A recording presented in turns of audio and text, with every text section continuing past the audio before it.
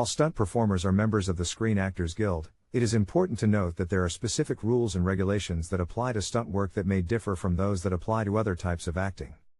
Stunt work can be dangerous, so safety should always be your top priority. Be sure to hire experienced and qualified stunt performers who know how to minimize the risk of injury. SAG has specific guidelines and contracts for stunt performers that address these unique considerations. Therefore, it is important to ensure that your production adheres to all SAG regulations for stunt work in order to ensure the safety of your performers and comply with industry standards. Our project The Sex Appeal of an AI is a comedy and will include action scenes that require the expertise of trained stunt performers. We will need a stunt coordinator with us for 10 days of pre-production and 10 days of principal photography, primarily with the second unit, which I'll elaborate on in a later chapter.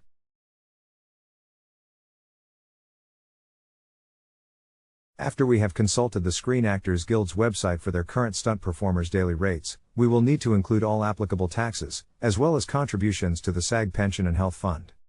We will also need to budget an additional 10% for agent fees. We also need to budget for the required stunt performers.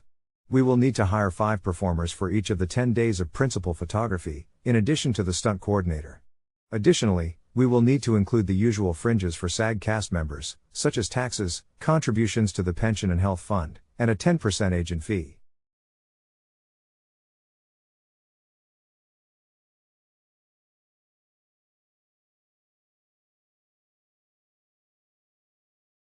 To ensure the safety of our stunt performers and achieve the desired quality for our action scenes, we will need to rent and purchase various types of specialized equipment, such as crash pads, harnesses, helmets, wire rigs, pyrotechnics, or vehicles.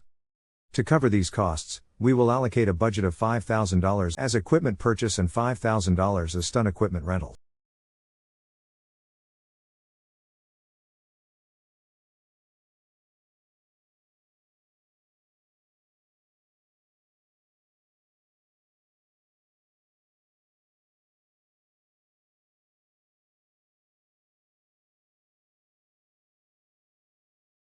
The stunt adjustment fees will vary depending on the type and complexity of the stunt being performed. For example, a stunt that involves a fall from 100 feet high will require a higher fee than a stunt that involves jumping down from 10 feet high. The more complex the stunt, the higher the stunt adjustment fee will be. To account for the additional costs associated with high falls and car crash scenes in our project, we will enter a budget of $10,000 under stunt adjustment.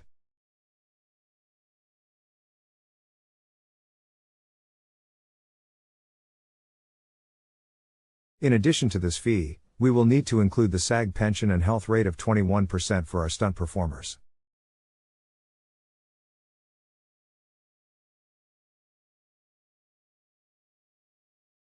Given the extended hours and planning time required for action scenes, we may need to budget for overtime pay for our stunt performers.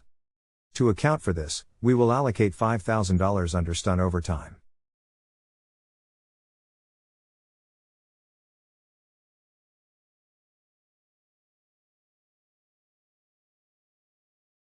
As with all actors, stunt performers may require additional services and equipment to properly prepare for their role in the film.